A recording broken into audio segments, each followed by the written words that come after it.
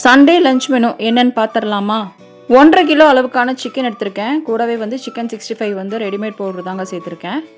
இஞ்சி பூண்டு விழுதும் தயிரும் சேர்த்துக்கிறேன். ஸோ தட் நல்ல சாஃப்டாக இருக்கும். கிறிஸ்பியான சிக்கன் 65 விட நல்ல சாஃப்டான பஞ்சு மாதிரி இருக்கிற சிக்கன் 65 தாங்க என் பசங்களோட ஃபேவரெட்டு. 2 டேபிள் ஸ்பூன் அளவுக்கான அரிசி மாவு, 2 டேபிள் ஸ்பூன் அளவுக்கான மைதா மாவும் சேர்த்துக்கிறேங்க.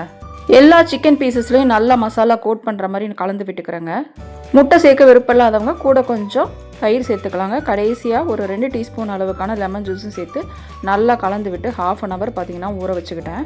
பிரிஞ்சி ஸ்டைலில் தேங்காய் பால் சாதம் ட்ரை பண்ணலாமேன்னு சொல்லிட்டு அரை மூடி அளவுக்கு தேங்காய் எடுத்திருக்கேன். கூடவே 3-4 நல்லா பழுத்த தக்காளி மிக்சியில் போட்டு இந்த மாதிரி நல்லா அரைச்சி வடிகட்டி எடுத்துக்க போகிறேங்க. அரிசி பார்த்தீங்கன்னா ஒரு 2.5 கப் அளவுக்கு சீரக சம்பா அரிசியை நல்லா ஊற வச்சுருந்தேன். கடாயில் கொஞ்சமாக எண்ணெய் ரெண்டுமே சரி பங்கு அளவு இருக்கிற மாதிரி பார்த்துக்கிட்டாச்சு. நான் வேலை செய்கிறதுக்கு முன்னாடி எல்லாத்தையும் பார்த்தீங்கன்னா வெஜிடபிள்ஸ் எல்லாத்தையும் கட் பண்ணிடுவேன். நீங்கள் எப்படி இப்போ பார்த்தீங்கன்னா பட்டை, கிராம்பு, ஏலக்காய் எல்லாத்தையும் தாளிச்சாச்சுங்க. மீடியம் சைஸ் அளவுக்கான 2 பெரிய வெங்காயத்தை ஸ்லைஸாக கட் பண்ணி நல்லா வதக்கி எடுத்துக்கிறேங்க. பிரியாணியாக இருக்கட்டும், புலாவாக இருக்கட்டும், இல்லை வேறு எந்த பிரிஞ்சி சாதம் வெரைட்டியாக இருந்தால் கூட வெங்காயம் நல்லா வதங்கணும். கூடவே பச்சை மிளகாய் நல்லா வெடிச்சு வர அளவுக்கு வதங்கணுங்க. 2 டீஸ்பூன் அளவுக்கான இஞ்சி பூண்டு விழுதும் சேர்த்து எண்ணெயிலே நல்லா வதக்கி விடுறேங்க. நான் ஒவ்வொரு பொருள் சேர்க்கும் போதும் 3 நிமிஷம் கொடுப்பேங்க. அப்போ தான் பார்த்தீங்கன்னா நல்லா வதங்கி வரும்.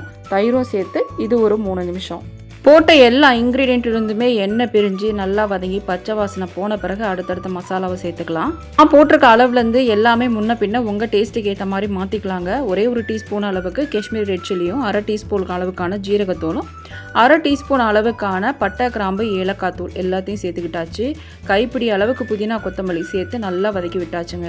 எனக்கு என்னமோ பிரிஞ்சி சாதமோ இல்லை பிரியாணியோ வீட்டில் பண்ணுறது தான் ரொம்ப பிடிக்கும். கடையில் நம்ம வாங்கி சாப்பிட்றது அது ஒரு டைம்னா ரொம்ப நல்லாயிருக்கும். ஆனால் அடிக்கடி நம்ம சாப்பிட்றதா இருந்தால் வீட்டில் செஞ்சு சாப்பிட்றது தான் ரொம்ப பெஸ்ட்டு. வடிகட்டின அரிசியை சேர்த்து ஒரு 2 செகண்டுக்கு நல்லா எண்ணெயிலே வதக்கி விட்டாச்சு.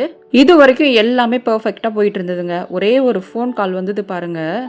எப்போவுமே வீட்டுக்கு சமைக்கும் போது 3 கப் அளவு தான் நான் அரிசி எடுப்பேன். இன்றைக்கி 2.5 கப் எடுத்திருந்தேன். அந்த விஷயத்தையே நான் மறந்துட்டேங்க.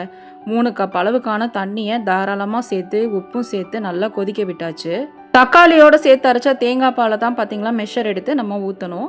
ஏதோ ஒரு ஞாபகத்தில் 3 கப் அரிசி அளவுக்கு தண்ணி ஊற்றி நல்லா இன்றைக்கி அரிசியை சூப்பராக குழைய விட்டாங்க.